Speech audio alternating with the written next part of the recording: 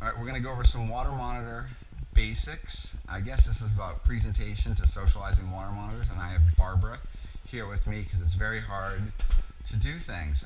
So once again, we're looking at some of the caging I use for my captive-born babies. These are third generation, and I can look at animals where, as I'm hatching them out, I start sorting them because each one of these animals takes some work. If we actually look at a baby when it's first hatching, they have a strong distrust, and they are predisposed to thinking you're gonna attack them. So here's a little baby that hopefully the camera's coming out, but he wants. So see this very, very fearful. So this is an animal straight out of the egg. My camera's doing this, and this is his little egg right there. So we have to basically convince this animal we're not monsters. So these are actually het albinos, T-negative het albinos. So there's some more eggs right here. You can see where they slice. Little babies in there. So to get them from this scared, little biting little monster to this, open that cage up, Barb. These are some graduates right here. So these animals I've been working with that are very social now. These are like the animals that we're generally selling. So once I feel comfortable about these guys and they're confident and they can handle noises, they're eating well and all that, these are the animals that I would sell. These are like perfect animals. They're generally like something like this. This is real pretty, vividly patterned. So these are like $800 ones right here. And here's a T-positive caramel right here. And the T-positive caramels are generally the $500 to $7,500.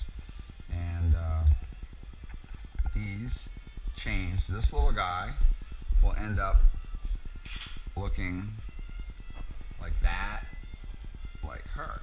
Sweetie. And they're just beautiful. Big drastic color change on these. Alright, so Barbara is playing with these guys. When you get one of these home into your own home enclosure, I always like to try to get people to keep their animals a little bit higher. So I like levels up here versus real low. Here I can afford to do low because obviously I have many animals, but I don't have like dogs and cats running around.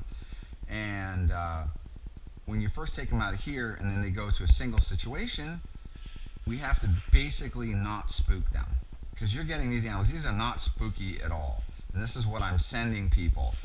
But if you were to take this animal, put it down low, and you keep on towering over it, these animals don't recognize you. These animals right here recognize me. They recognize a couple of my people, but I can take complete strangers in here, and all of a sudden these guys, they get a little bit nervous and fearful. So I think there's that, week-long acclimation period where they're adjusting to the new keeper, your voice, your smell, your mannerisms. And one of the things that's really critical to do when you come in along these guys, going underneath them. These guys already have it so that you can pretty much do anything. But if you are a new keeper and you're getting one of my guys, presenting your hands under. It's always presentation is under. Let me go. You hang on to those, Barb. So if I were to look at something like this, I present myself under, not over, even though she's great.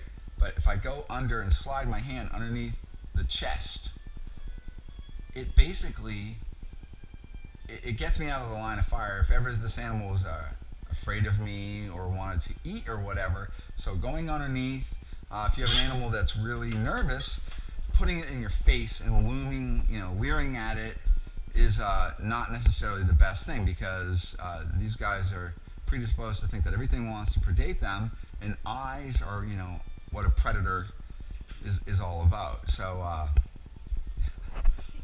this is what happens when you socialize these guys. But I want people to, realize that you can take, wonderful babies. If if you start freaking them out, all the energy that we've put in these and we've basically graduated them can be lost. So we got to get the setups right. We got to get the temperatures right, what we're feeding them, and you know, this is the way I do it. Other breeders have their own ways, and that's great. But this is the way I'm doing it. And pretty much for any water monitor that I'm selling, you know, the $700 to $800 water monitors, these guys, I've already gone through socializing them. So I'm making sure you get a really healthy captive-born animal that has never even, you know, been exposed to any parasites or any problems, and then you have these little guys that all they want to do is come out. Another good presentation, doing this. If you force yourself on an animal that doesn't want to interact with you or is afraid of you, and then you go in there and grab it, certainly if you grabbed it and held it, but see right here, I gave this animal total chance. This is how I start a lot of my stuff, and I just work with little short episodes. This guy is really curious, just telling you a lot of tongue flicking, really, you know, no fear at all. And you end up, this is a very, you know, it's a confident little T-positive water monitor. These other guys are sleeping. So I can go through this again. And I just go through I just repeat this and repeat this.